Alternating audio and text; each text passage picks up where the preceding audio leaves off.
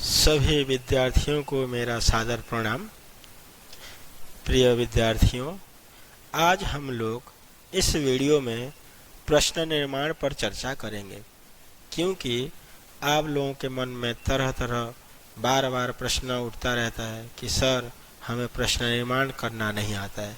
अरे भाई, प्रश्न निर्माण करना कैसे आएगा जब आपको उसके बेसिक के बारे में पता नहीं रहेगा। तो आइए इस प्रश्न निर्माण को सरल से सरल उपाय से समझने की हम कोशिश करते हैं। प्रश्न निर्माण को समझने से पहले हमें कुछ अव्यय पर चर्चा करनी पड़ेगी। अब अव्यय क्या है या अव्यय किसे कहते हैं? अव्यय जिसे हिंदी में अविकारी शब्द भी कहते हैं। तो उत्तर आ जाएगा वे शब्द जो तीनों लिंगों, तीनों वचनों तथा सभी विभक्तियों में एक जैसे रहते हैं, अर्थात जिनमें कोई परिवर्तन नहीं होता, उन्हें अव्यय कहते हैं। मतलब जिन शब्दों के न कोई लिंग बनता है, न कोई विभक्ति बनती है, न कोई वचन बनते हैं, उन्हें ही अव्यय कहते हैं। जैसे अत्र मतलब यहाँ, च मतलब और, अपि मतलब भी। यहाँ ये जो अत्र है इसका कोई शब्द रूप नहीं चलता है। अत्र अत्रो अत्राह बालक की तरह नहीं चला दोगे आप। च में च चौ चाह ऐसे भी नहीं चलाओगे। अपी का मुनि की तरह नहीं चला दो कि ई की मात्रा लगी है बोल करके। तो ठीक है। तो इन अव्ययों के साथ साथ हमें कुछ प्रश्नवाचक अव्ययों को भी समझना जरूरी है, तभी हम प्रश्न निर्माण अच्छी तरह से कर सकते हैं। तो प्रश्न निर्माण अव्यय, प्रश्नवाचक अव्यय किसे कहते हैं? तो जिन अव्ययों का प्रयोग प्रश्नवाचक शब्दों के रूप में किया जाता है, उन्हें प्रश्नवाचक अव्यय कहते हैं। ऐसे कुछ अव्यय हैं जिनको हम प्रश्न निर्माण करने के रूप में करते हैं या प्रश्न जब बनाते हैं उनको प्रयोग करते हैं, उन्हीं को प्रश्नवाचक अव्यय कहते हैं। जैसे कुत्र, कहाँ, कदा, कति इत्यादि। अब देखिए प्रश्नवाचक अव्ययों का प्रयोग। ये जो प्रश्नवाचक अव्यय है, यहाँ पे मैंने कुछ प्रश्नवाचक अव्यय लिखे हैं। उनका प्रयोग कब किया जाता है या कहाँ पे होता है, किस सिचुएशन में किया जाता है, ये हम समझने की कोशिश करते हैं। सबसे पहला अव्यय है कति। कति का मीनिंग है कितने। तो इस कति अव्यय का प्रयोग हमेशा संख्यावाचक शब्द के साथ ही किया जाता है। जब भी कहीं पर संख्यावाचक शब्द आएगा। कदा, कब, ये समयबोधक शब्द के साथ प्रयोग होता है जब कोई समय को बताएगा। कुत्र, कहाँ, ये बताएगा स्थानवाचक शब्द। जब भी वाक्य में स्थानवाचक शब्द प्रयोग किया रहेगा तब वहां पे कुत्र अव्यय प्रयोग किया जाएगा। कथम, कैसे या क्यों, भाववाचक शब्द जब प्रयोग हुआ रहेगा वहां पे कथम अव्यय प्रयोग करके प्रश्न निर्माण किया जाता है। किमर्थम, किस लिए, मतलब रीजनिंग अर्थ में। कोई रीजन के लिए कोई कहीं जा रहा है तो वहां पे किमर्थम अव्यय लगा करके जो ना हम प्रश्न निर्माण करते हैं।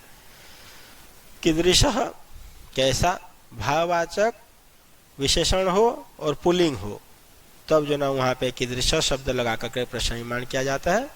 और कीदृश, ये कैसी, भाववाचक स्त्रीलिंग शब्द के साथ किया जाता है। और कीदृशम मतलब कैसा, ये भाववाचक नपुंसक लिंग के साथ किया जाता है। किंतु ये जो कीदृशः, कीदृशी और कीदृशम, इनके शब्द रूप भी चलते हैं।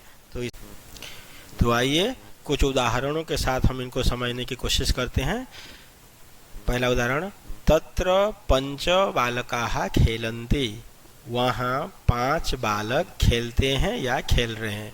ये जो पंच है ये संख्यावाचक शब्द है, इसीलिए उसके जगह पे आ जाएगा कति। उत्तर में आ जाएगा तत्र कति बालकाः खेलन्ति, अर्थात वहाँ कितने बालक खेल रहे हैं। लास्ट में क्वेश्चन मार्क, प्रश्नवाचक चिन्ह लगाना कभी न भूलना।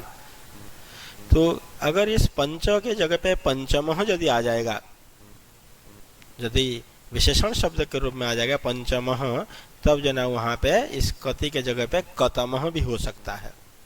दूसरा उदाहरण देखिए, एकस्याम कक्षायाम ४४ छात्राः पठन्ति। ४४ का मतलब होता है 40, 40।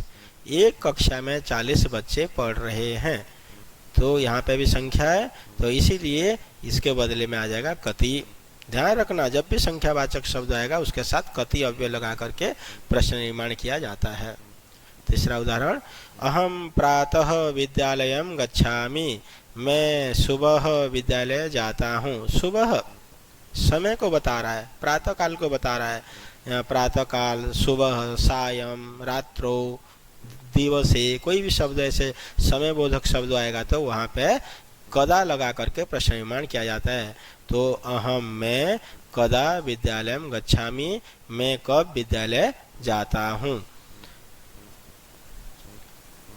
श्री कृष्ण बाल्ये चंचल आसीत्, श्री कृष्ण बचपन में चंचल थे। ये बचपन में, तो ये भी जो ना एक अवस्था को बताया, एक समय को बताया, इसीलिए यहाँ पे भी आ जाएगा ये कदा। श्री कृष्ण कब चंचल थे।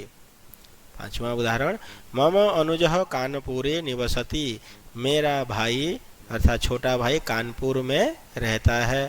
तो यहाँ कानपुरे जो ना ये समय को बता रहा है, कानपुरे जो ना ये एक स्थान को बता रहा है, एक जगह को बता रहा है। इसीलिए यहाँ पे क्या है, जगह को बताने के लिए हम लोग यूज करेंगे कुत्र। मम अनुजः कुत्र निवसति। छठा वाला देखिए, उद्याने सुंदर बालकः क्रीडति, बगीचे में एक सुंदर बालक खेल रहा है। सुंदर बालक, सुंदर है, भाववाचक विशेषण है, तो यहाँ पे आ जाएगा उद्याने कीदृशः, बगीचे में कैसा बालक खेल रहा है। विशेष भाववाचक विशेषण है तो आ जाएगा कीदृश, पुल्लिंग है इसलिए पुल्लिंग। सीता सुंदरी आसीत्, सीता बहुत सुंदर थी, तो सीता, ये सीता स्त्रीलिंग है इसीलिए ये भी स्त्रीलिंग है तो कीदृशी, सीता कीदृशी आसीत्। मधुरम फलम सर्वेभ्य रोचते, मीठा फल या मधुर फल सभी को अच्छा लगता है। तो यहाँ पे मधुरम जो ना ये नपुंसक लिंग शब्द है, क्योंकि फलम के साथ ये विशेषण है विशेष्य, तो भाववाचक विशेषण है तो नपुंसक लिंग है, इसलिए यहाँ पे कीदृशम। कीदृशम फलम सर्वेभ्य रोचते, कैसा फल सभी को अच्छा लगता है। रमा मधुरम गायति, रमा मधुर गाती है, ये भी नपुंसक लिंग है, एक वचन है, तो रमा कथम गायति। बालकाः पठितुम विद्यालयम गच्छन्ति, बच्चे पढ़ने के लिए विद्यालय जाते हैं। तो जो ना यहाँ पे कारण अर्थ में आ गया ये, विद्यालय किस लिए विद्यालय जाते हैं, क्यों विद्यालय जाते हैं, तो यहाँ पे क्यों या किस लिए के लिए हम किमर्थम शब्द अव्यय में याद किए हैं, तो बालकाः किमर्थम विद्यालयम गच्छन्ति। तो प्यारे बच्चों, यहाँ पे मैंने कुछ प्रश्नवाचक जो अव्ययों का आप लोगों को बताया या अव्ययों को बताया, इन अव्ययों को आप अच्छी तरह से याद कर लीजिए, जिससे कि आपको प्रश्न निर्माण करने में कोई दिक्कत न हो। किंतु ये प्रश्न निर्माण का पहला पार्ट का वीडियो है, इसके दूसरे पार्ट के वीडियो के साथ मैं फिर आप सबके सामने उपस्थित होऊंगा। तब तक के लिए धन्यवाद। जयतु भारतम, जयतु संस्कृतम।